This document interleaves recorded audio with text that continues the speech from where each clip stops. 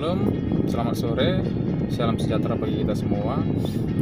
Di video kali ini saya ingin berbagi informasi ya, karena beberapa minggu ini kita dan tim sering mendapatkan kasus-kasus yang sangat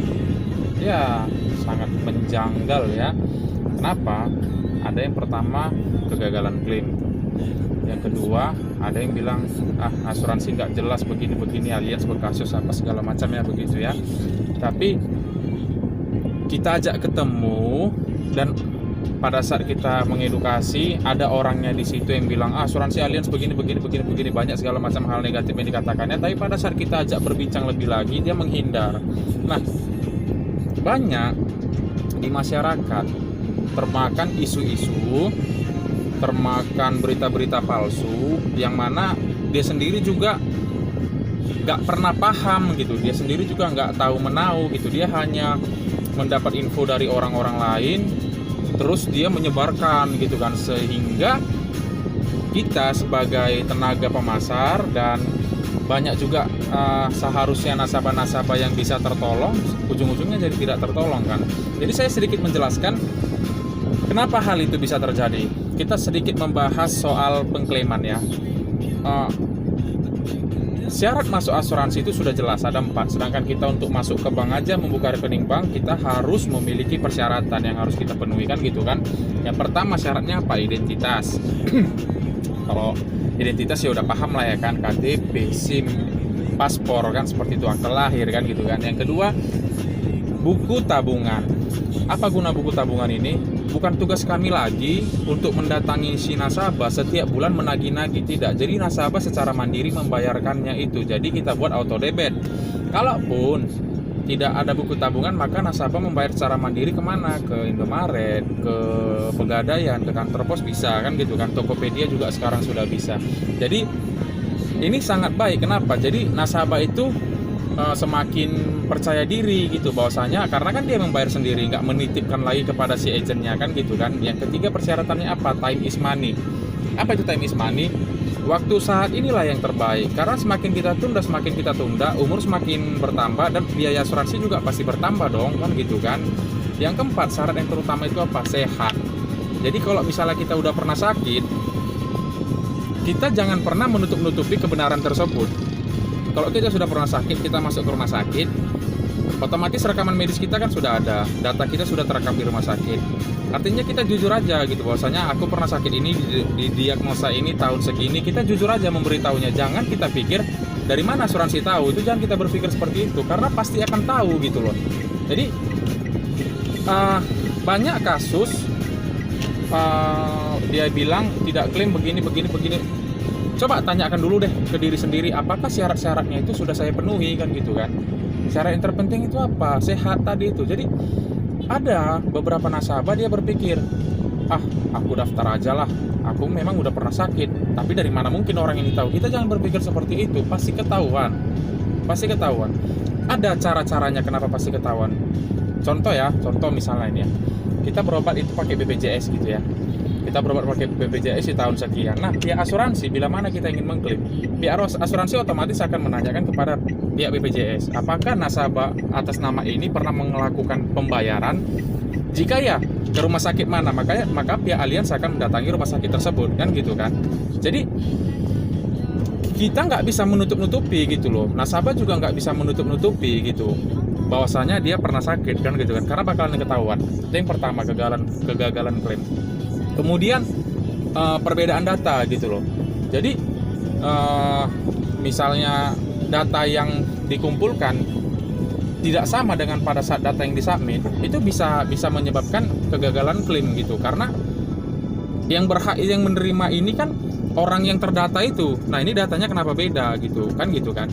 Jadi hal-hal yang mendasar sih yang membuat kegagalan klaim itu. Tapi kalau seandainya kita juga mengikuti prosedural secara yang benar kan gitu kan, saya belum pernah mendengar gagal klaim. Bahkan yang 10 miliar pun dibayarkan kan gitu kan. Kemudian ada beberapa kasus yang bilang kecewa dengan asuransi, malas dengan asuransi dan sebagai macamnya. Saya bertanya kepada dia, kenapa? Apa sebabnya? Kan gitu kan, apa sebabnya? Jadi ketepatan kemarin ini si nasabah itu sendiri kan gitu kan. Dia yang mengatakan bahwasanya aku kecewa dengan asuransi. Kenapa? Jadi menjelaskan, aku udah nabung selama 5 tahun, kok uangku cuma segini? Loh, timbul dong kan heran gitu, aneh gitu ya. Apakah si agennya nggak menjelaskan bahwasanya menabung di asuransi jangan pernah disamakan dengan di bank. Kita menabung, saya berharap kita semua sepakat ya bahwasanya cepat atau lambat kita semua pasti menabung. Cepat atau lambat kita semua pasti menabung kan gitu. Nah, menabung memiliki tujuan yang berbeda-beda. Ada tujuan tersendiri. Jadi kita tanya dulu diri kita gitu loh. Tujuan aku menabung di asuransi ini apa? Tanya dulu dirinya sendiri, mantapkan dulu sama diri sendiri. Tujuan aku menabung di asuransi itu apa? Kalau tujuannya untuk supaya uangnya bisa kuambil-ambil setiap hari, saya tidak menyarankan menabung di asuransi. Lebih baik ke bank. Bank akan memberikan kartu ATM yang mana bisa kita gunakan tiap hari untuk menarik uang. Kalau tujuan kita untuk berinvestasi, kita berpikir seperti ini, setelah setahun, 2 tahun, 3 tahun, 4 tahun, 5 tahun, uang aku akan bertambah. Saya menyarankan jangan pernah menabung di asuransi kalau konsepnya dan tujuannya seperti itu. Jangan. Karena apa? 1000% bakalan kecewa. Jangan pernah berpikir kita menabung di asuransi itu akan melipat gandakan uang. Jangan. Itu bukan tujuan asuransi. Asuransi berbeda dengan investasi. Sekali lagi harus digarisbawahi, asuransi berbeda dengan investasi. Kalau mau investasi, lebih baik ke reksadana, ke emas, saham apa segala macam. Jangan pernah ke asuransi. Nah, dewasa ini banyak nasabah yang mengasuransikan dirinya, dia berpikir supaya uangnya bertambah. Nah, ini yang buat kecewa. Karena nggak pernah ada bahasa di asuransi yang menjanjikan sejumlah dana di tahun kesekian. Tidak pernah. Asuransi itu bayar. Asuransi itu memiliki biayanya. Kan gitu. Kalau kita menabung 1 juta sebulan, 3 bulan jadi 3 juta itu ke bank. Kan gitu. Kalau menabung 1 juta sebulan, dalam jangka waktu setahun bakal mendapatkan kelipatan sekitar 10-20%. Itu investasi. Kalau kita berpikir, aku menabung 1 juta sebulan, setelah 3 bulan sudah ada dana tersedia untuk sakit kritisku, contohnya 500 juta. Itu asuransi. Itu asuransi. Mengalihkan risiko ekonomi. Saya ingin bertanya, apakah dalam jangka waktu 3 bulan kita nabung 1 juta, apakah pihak bank berani memberikan dana 500 juta misalnya untuk kebutuhan sakit kritis kita? Apakah bank berani memberi? Tentu tidak. Berapa yang kita tabung? 3 bulan berarti 3 juta ya, 3 juta diberi dia. Apakah investasi berani memberi segitu juga? Tidak juga. Apakah di investasi sudah terjamin tidak ada fluktuatif? Investasi kan fluktuatif, naik turun.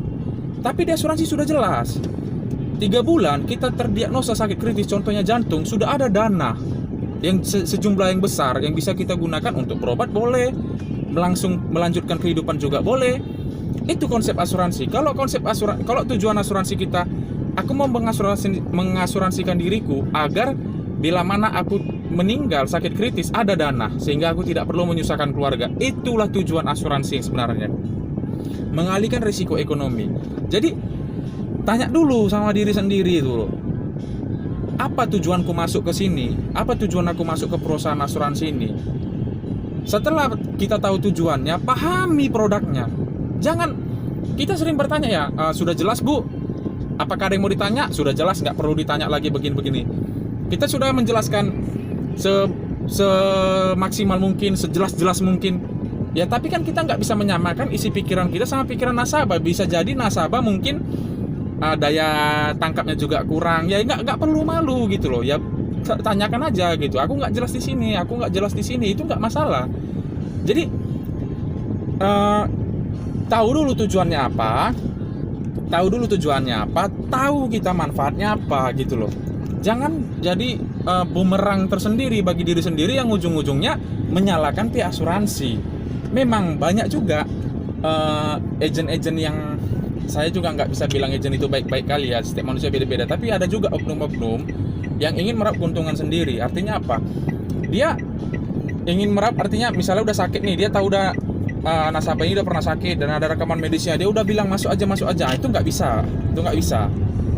Nah gitu. Jadi tapi keuntungan si agent itu hanya satu, keuntungan tenaga pemasar itu hanya satu, komisi yang didapat dari setiap pembayaran oleh nasabah. Kita nggak berhak atas uang klaim, kita nggak berhak atas dana apapun yang sudah dijanjikan oleh pihak perusahaan terhadap nasabah. Agent nggak berhak, agent hanya berhak menerima komisi sekian persen yang telah dijanjikan selama nasabah membayar. Itu aja. Jadi di sini saya berharap bila mana kita mau masuk asuransi, pahami dulu tujuan kita menabung di asuransi itu apa. Kedua, pahami manfaatnya, pahami produknya. Kalau kurang tahu, tanyakan. Jangan mudah termakan omongan-omongan orang. Karena contoh nih, kita membawa mobil suatu merek, kita bilang contoh Innova gitu ya, kita bawa mobil Innova gitu kan. Jadi kita ceritakan gitu loh, mobil ini begini-begini. Terus bila mana kita memang agak sentimen dengan itu produk, bisa saja dong kita buruk-burukkan atau gimana segala macam kan. Jadi biar kita dulu yang rasakan gitu loh. Gimana kita mau tahu itu rasanya rendang sementara kita nggak makan rendang? Gimana kita mau tahu rasa bawa mobil Innova sementara kita juga nggak pernah bawa mobil Innova kan gitu kan? Rasakan dulu gitu loh. Usahakan dapat informasi yang sejelas-jelasnya. Kalau belum jelas jangan masuk. Kalau belum jelas jangan masuk. Saya nggak menyarankan kalau kita belum ngerti masuk, jangan. Kalau belum jelas lebih baik jangan masuk, karena itu bumerang bagi kita sendiri yang sulit di lapangan. Jadi banyak info-info yang liar di luar itu loh gitu. Nah, jujur secara pribadi ya sedikit terganggu gitu loh. Makanya saya juga agak emosional gitu ya. Maksudnya karena banyak yang termakan berita-berita yang nggak baik gitu loh. Kita ajak duduk bareng dia juga nggak mau. Kita ajak ketemu supaya kita jelaskan dia juga nggak mau. Kami tidak terlalu berharap kalian masuk. Kami sebagai tenaga pemasar, tugas kami memberikan edukasi, memberikan pemahaman. Apa itu asuransi? Masalah masuk nggak masuk itu urusan belakangan. Kalau paham silakan masuk. Kalau nggak paham jangan masuk. Kalau persyaratan terpenuhi silakan masuk. Kalau persyaratan tidak terpenuhi jangan masuk. Cukup, selesai di situ aja. Jadi itulah sedikit penjelasan dari saya. Saya juga berharap supaya kita semua ini tetap dalam keadaan yang sehat-sehat, ya kan? Terlebih dari pandemi ini lagi. Jadi lebih waspada, lebih mawas diri dalam memahami asuransi, karena setiap asuransi itu sebenarnya dasarnya baik. Asuransi itu tujuannya mulia, bahwasanya memutus rantai kemiskinan kan gitu kan. Tapi kita tanya dulu diri kita, tujuanku apa? Apakah aku sudah paham produknya? Apakah aku sudah paham manfaatnya? Karena produknya itu banyak dengan manfaat yang berbeda-beda tentunya. Jadi itu dulu, mantapkan itu dulu. Bila mana memang ingin bertanya lebih lagi, boleh hubungi saya. Nanti akan saya sertakan nomor saya. Kita komunikasikan, free kok, nggak bayar. Karena itu memang tugas kita sebagai insan asuransi Indonesia. Jadi sekianlah informasi dari saya. Semoga kita tetap dalam keadaan yang sehat, tetap mawas diri, terlebih lagi dari pandemi ini, tetap jaga jarak, pakai masker, cuci tangan, dan semoga Tuhan memberkati kita. Shalom, selamat sore.